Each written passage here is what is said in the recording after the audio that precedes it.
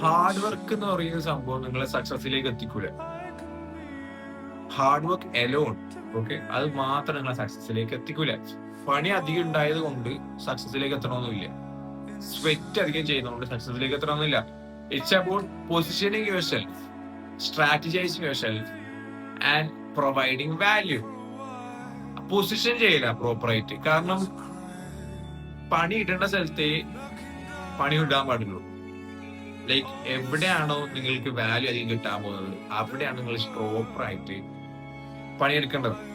അല്ലാതെ എല്ലായിടത്തും പണിയെടുത്ത് രാവിലെ 9 മണി മുതൽ 6 മണി വരെ പണിയെടുത്ത് ഫുൾ പണിയെടുത്ത് ലാസ്റ്റ് നിങ്ങൾ ചോദിക്കരുത് എന്തുകൊണ്ടാണ് ലൈക്ക് ഞാൻ നല്ലോണം പണിയെടുക്കുന്നുണ്ടല്ലോ എന്തുകൊണ്ടാണ് റിസൾട്ട് കാണാത്തത്.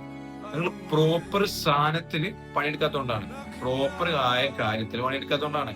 അതിൽ പണിയെടുക്കുമ്പോഴാണ് ലൈക്ക് ദാറ്റ് തിങ്ങിൽ ഹാർഡ് വർക്ക് ചെയ്യുമ്പോഴാണ് നിങ്ങൾ നിങ്ങളെ തന്നെ പൊസിഷൻ ആ രീതി പൊസിഷൻ ചെയ്തിട്ട് ആ ഒരു പെർട്ടിക്കുലർ തിങ്ങിൽ വർക്ക് ചെയ്യുമ്പോഴാണ്, ഹാർഡായിട്ട് വർക്ക് ചെയ്യുമ്പോഴാണ് നിങ്ങൾ സക്സസിലേക്ക് എത്താം. So just don't be like ഞാൻ ഹാർഡായിട്ട് വർക്ക് ചെയ്യുന്നുണ്ടല്ലോ പക്ഷെ എന്നിട്ട് എവിടെ എത്തുന്നില്ലല്ലോ എന്ന് സാധനം പറയരുത്. കാരണം it's about seeing the vision. ആ ഒരു ഗൈഡൻസ് വേണം, എങ്ങോട്ടേക്കാണ് പോകുന്നതിനുള്ള ഡയറക്ഷനും വേണം.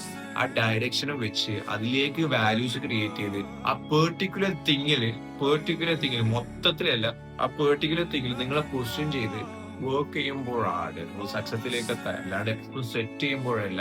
സെറ്റ് ചെയ്യുന്നതിന് പകരം സ്വെറ്റ് ചെയ്യണം, അതായത് ഫുൾ വേർത്ത് ഫുൾ പണിയെല്ലാം എടുക്കണം. പക്ഷെ എന്തിലാണ് പണിയെടുക്കുന്നത്, അതിൽ വാല്യൂസ് നിങ്ങൾ ക്രിയേറ്റ് ചെയ്യുന്നുണ്ടോ ഇല്ല സാധനം അതിൽ ഉറപ്പ് വരുത്തി ആ ഡയറക്ഷൻ കിട്ടി അതിനാണ് ഹാർഡ് വർക്ക് ചെയ്യേണ്ടത്. അന്നേരമാണ് നിങ്ങൾ സക്സസ്.